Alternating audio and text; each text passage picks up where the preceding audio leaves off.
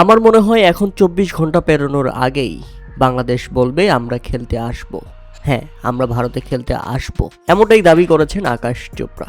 তিনি বলেছেন বাংলাদেশ এখন ২৪ ঘন্টা পেরোনোর আগেই তারা ভারতে খেলতে আসতে রাজি হবে। শুধু এখানেই শেষ নয়, তিনি আরও বলেছেন বিশ্বকাপ না খেললে বাংলাদেশের বিরুদ্ধে ব্যবস্থা নেবে আইসিসি, পড়বে আর্থিক প্রভাবে। কেননা তিনি মনে করেন বাংলাদেশের মতো দলগুলো আইসিসি থেকে বার্ষিক টাকা পেয়ে থাকে। এখন যদি তারা আইসিসি ইভেন্ট থেকে ওয়াকআউট করে, সেটার প্রভাব তো পড়বেই, আর্থিকভাবে ক্ষতিগ্রস্ত হবে বাংলাদেশের ক্রিকেট। আমার মনে হয় তারা শেষ পর্যন্ত একটা উপায় বের করবে খেলার জন্য, এখন দেখা যাক।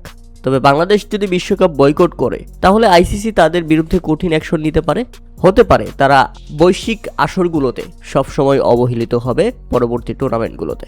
শুধু এখানেই শেষ নয়, পাকিস্তান বা বাংলাদেশের অন্যান্য ক্রিকেটারদের আইপিএলে অংশগ্রহণ নিয়েও মতামত করেছেন আকাশ চোপড়া। তিনি বলেন বিসিসিআই যদি মনে করে কোনো নির্দিষ্ট দেশের খেলোয়াড়দের আইপিএলে খেলতে দিবে না, তবে সেটা করার পূর্ণ অধিকার ইন্ডিয়ার আছে। কেননা এটা ইন্ডিয়ান ঘরোয়া লিগ, এখানে ইন্ডিয়া যা ইচ্ছা তাই করতে পারে, সেটা হোক পাকিস্তানি কিংবা বাংলাদেশ অথবা অন্য কোনো দেশের ক্রিকেটার। ঘরোয়া ক্রিকেটের সঙ্গে আইসিসির কোনো ইভেন্টকে মেলানো যাবে না, যেটা আইসিসি স্পষ্ট বলে দিয়েছে বাংলাদেশকে। এবং সেই কথা ধরেই আকাশ চোপড়া বলছেন বাংলাদেশের বোকামি হয়েছে, তারা মুস্তাফিজের পক্ষ নিয়ে পুরো ব্যাপারটাকে টি-20 বিশ্বকাপ পর্যন্ত নিয়ে গেছে।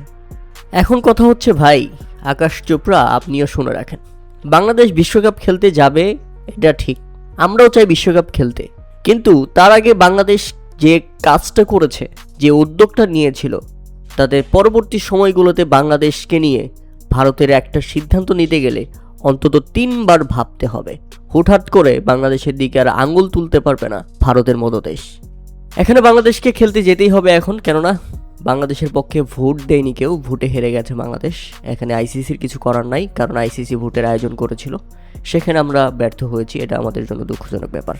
একমাত্র পাকিস্তান আমাদের ভোট দিয়েছে, বাকি 14টি দেশ কেউই আমাদের ভোট দেয়নি। আমরা ভরসা রেখেছিলাম শ্রীলঙ্কা, জিম্বাবুয়ে, তারা পর্যন্ত আমাদের হতাশ করেছে। তবে যাই হোক, এখন মনে করি সুযোগের সদ্ব্যবহার বাংলাদেশকে করতে হবে। বিশ্বকাপ খেলে তারপরে কোনো পরবর্তী অ্যাকশনে যাওয়া উচিত, আগে ফায়দাটা লুফে নেওয়া উচিত এখন বাংলাদেশের।